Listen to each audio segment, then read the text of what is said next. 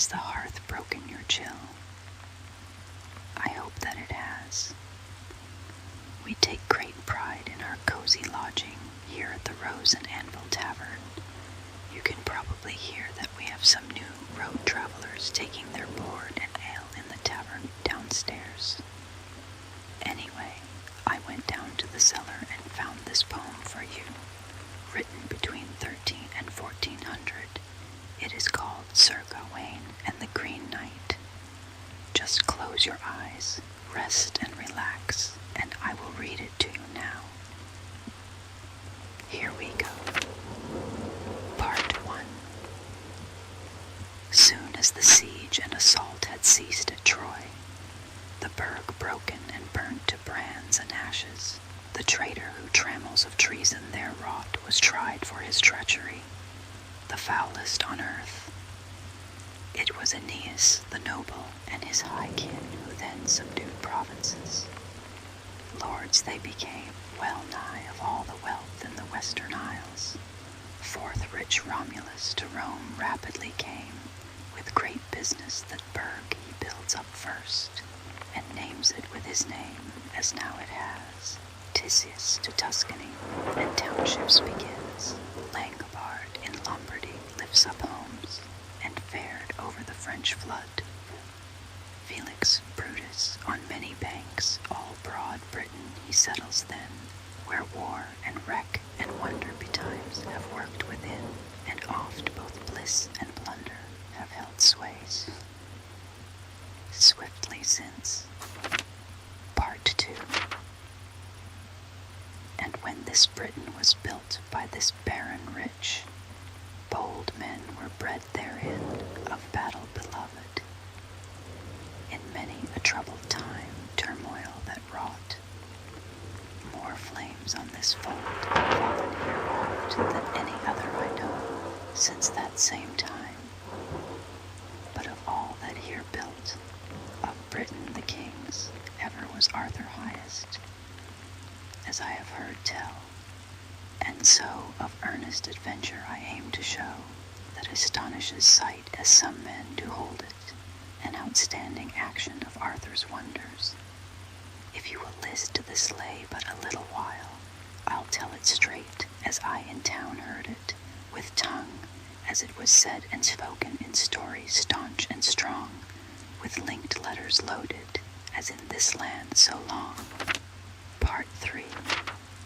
This king lay at Camelot nigh on Christmas, with many lovely lords, of leaders the best, reckoning of the round table all the rich brethren, with right ripe revel and reckless mirth. Their tourneyed tykes by times full many, jousted full jollily these gentle knights, then carried to court their carols to make. For there the feast was alike full 15 days, with all the meat and mirth men could devise. Such clamor and glee glorious to hear, dear din in the daylight, dancing of knights. All was happiness high in halls and chambers, with lords and ladies, as liked them all best. With all that's well in the world were they together, the knights best known under the Christ himself, and the loveliest ladies that ever life honored, and he the comeliest king that the court rules.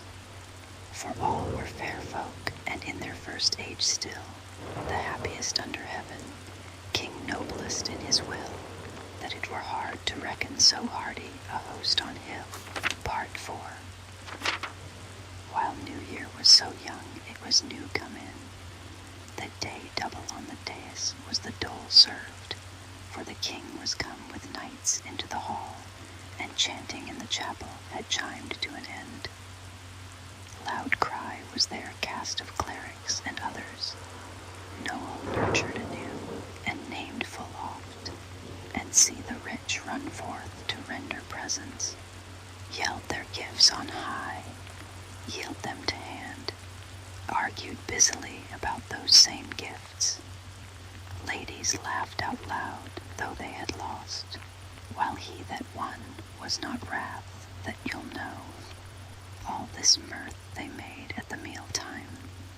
When they had washed well, they went to be seated, the best of the barons above, as it seemed best, with Guinevere full gaily gracing their midst, dressed on the dais there, adorned all about, splendid silk by her sides, and sheer above of true Toulouse, of Tartar tapestries plenty that were embroidered, bright with the best gems that might be price-proved with pennies any a day.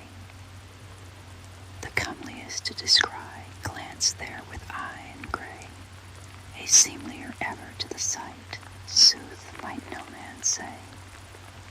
I will stop here and let you sleep.